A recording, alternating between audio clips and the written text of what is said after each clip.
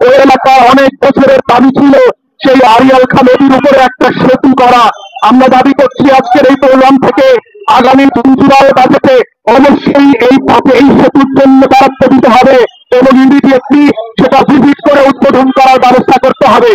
আমরা দেখেছি বরিশাল বিভাগের স্বাস্থ্য সেবার অবস্থা বাংলাদেশের অন্যান্য জেলা এবং বিভাগের মতোই একেবারে ভোমর এবং ভেঙে পড়েছে। বরিশালের সদর হাসপাতাল, বরিশাল মেডিকেল কলেজ হাসপাতাল, বাবুগঞ্জ বুনাদি উপজেলা কমপ্লেক্স যেটা আমি ভিজিট করেছি, প্রত্যেকটা জায়গায় দেখলাম সাফিসিয়েন্ট যে স্টাফ থাকার কথা সেটা নাই। বড় বড় ডাক্তাররা অফিস করেন না, সেখানে রোগীদের যাওয়ার মতো ভালো জায়গা নাই। রাশেদ খান মেনন ঠিক ওই এলাকাতে বাপের জমিদারি কায়েম করেছিল, কায়েম করে একটা চরের ভিতরে সেখানে উপজেলার অধিকাংশ মানুষ নদী পার হয়ে চালাক দিয়ে রুগী নিয়ে যেতে পারে না, সেখানে একটা উপজেলা স্বাস্থ্য কমপ্লেক্স করেছে।